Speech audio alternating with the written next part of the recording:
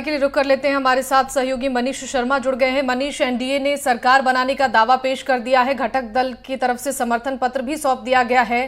क्या कुछ तैयारियां चल रही हैं? और फिलहाल देखिए एक अपडेट और है कि प्रधानमंत्री मोदी लाल कृष्ण आडवाणी से मुलाकात करने के लिए उनके घर भी पहुंचे हैं। शिवानी, देखिए लगातार अपडेट्स अब आती रहेंगी, क्योंकि अब जब तक शपथ ग्रहण समारोह नहीं हो जाता तमाम मुलाकातों का दौर आपस में चलता रहेगा।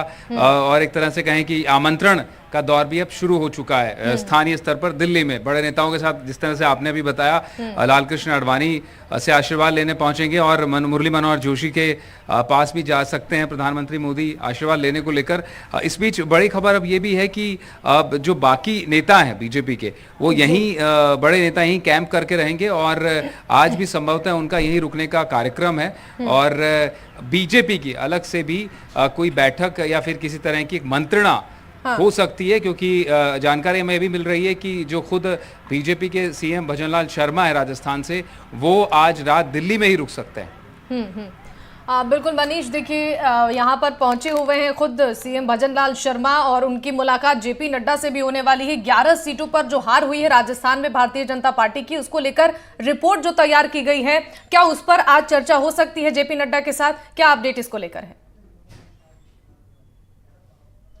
बिल्कुल संभावनाएं हैं, हालांकि अभी तक कोई औपचारिक उस तरह से आधिकारिक कह सकते हैं कार्यक्रम तय नहीं है। लेकिन ये बात जरूर है, कुछ गोपनीय मुलाकातें भी होंगी इस दौरान चुनाव को लेकर, कुछ गोपनीय मुलाकातें भी होंगी और कुछ चर्चाएं जरूर होंगी। और अगर समय मिलता है तो उस पर बात हो सकती है। लेकिन ये बात सही है कि जो रिपोर्ट लेकर आए भजनलाल शर्मा, उस पर बात होना लाजमी बनता है, क्योंकि उनका दौरा है। और ना सिर्फ दौरा एनडीए जो संसदीय दल की बैठक थी उस तक ही सीमित नहीं होगा, बल्कि उनके राज्य में क्या हुआ उसको लेकर भी बात तो बनती है।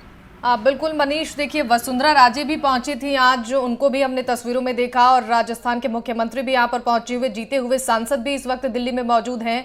कुल मिलाकर अब चेहरों पर भी संशय बना हुआ है कि मंत्रिमंडल में किसे शामिल किया जाएगा। उससे इतर अगर बात करें तो राजस्थान की 25 सीटों में जो नुकसान भारतीय जनता पार्टी को हुआ है, उन सीटों पर मंथन करना इस वक्त भारतीय जनता पार्टी इसको लेकर रणनीति बना रही है, चर्चाएं हो रही हैं। फिलहाल अगर समझने की कोशिश करें तो दिल्ली दौरे के दौरान मुख्यमंत्री भजनलाल शर्मा के और क्या कुछ कार्यक्रम है, इसको लेकर क्या कोई अपडेट है?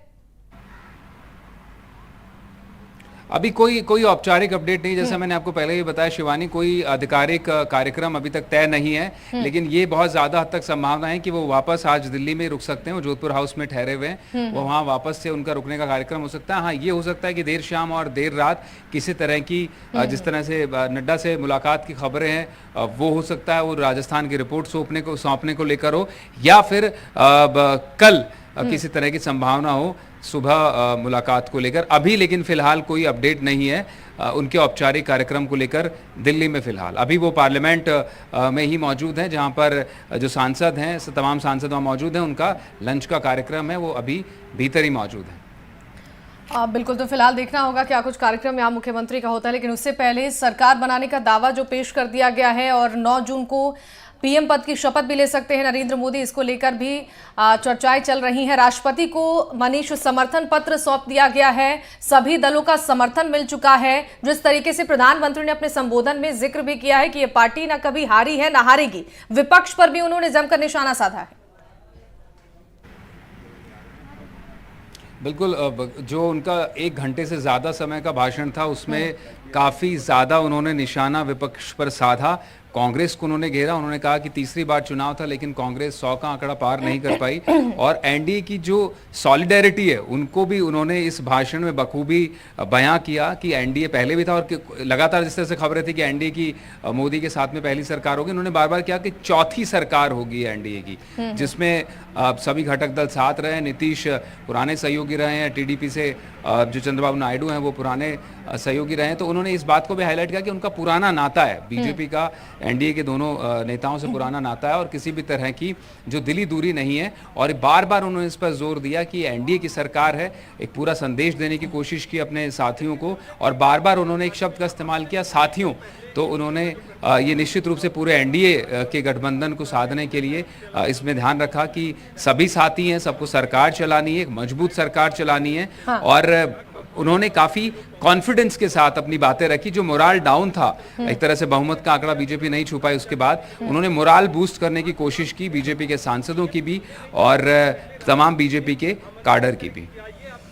बिल्कुल मनीष, विपक्ष की तरफ से निशाना तो साधा गया, भारतीय जनता पार्टी की कम सीटें आई, इसको लेकर बहुमत का आंकड़ा बीजेपी पार नहीं कर पाई। लेकिन इससे पहले एन फैक्टर को लेकर काफी चर्चा चल रही थी, नीतीश कुमार और नायडू को लेकर कि वो समर्थन देंगे या नहीं देंगे। लेकिन एक संदेश एनडीए ने दे दिया है कि हम एक साथ हैं, एकजुट हैं, और नीतीश कुमार और नायडू भी समर्थन में है प्रधानमंत्री के लिए। उन्होंने जो समर्थन पत्र सौंपा है, एक संदेश देने का यहाँ विपक्ष को दोबारा प्रधानमंत्री ने भी अपने संबोधन में किया है कि हम एक साथ हैं और एक साथ ही चुनाव लड़ेंगे, आगे भी ये साथ बरकरार रहेगा।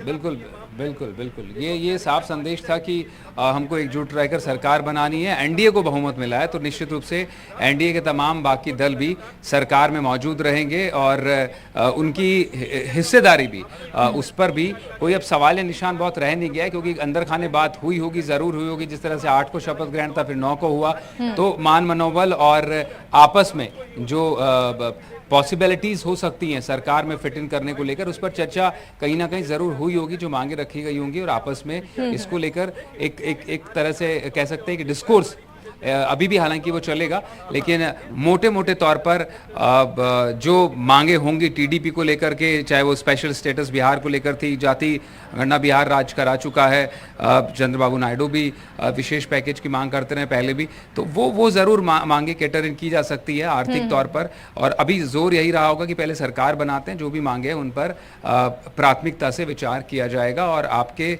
जो भी नेता हैं उनको संपूर्ण हिस्सेदारी, समुचित हिस्सेदारी इस सरकार में दी जाएगी। बिल्कुल मनीष, देखिए 9 जून को शाम 6 बजे नरेंद्र मोदी तीसरी बार पीएम पद की शपथ लेंगे, और खबर ये भी मिल रही है, सूत्र ये बता रहे हैं कि उनके साथ पूरा मंत्रिमंडल भी शपथ ले सकता है। इसको लेकर क्या कोई अपडेट है?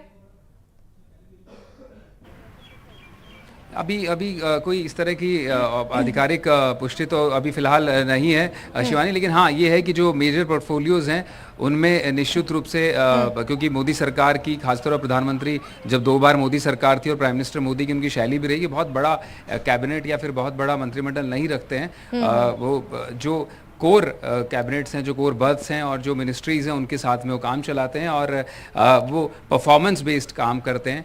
तो अब लेकिन हो सकता है कि दोनों सरकारों के विपरीत कुछ एक्सपेंशन, कुछ ज़्यादा मंत्रालय दूसरे, क्योंकि उनके साथियों को भी देने पड़ेंगे, तो वो इस बार दिखाई पड़ सकता है। बिल्कुल ठीक है, फिलहाल इस तरह की कोई बात नहीं है कि तमाम मंत्री एक साथ शपथ लेंगे इस तरह। हाँ ठीक है, बहुत बहुत शुक्रिया मनीष इन तमाम जानकारियों के लिए।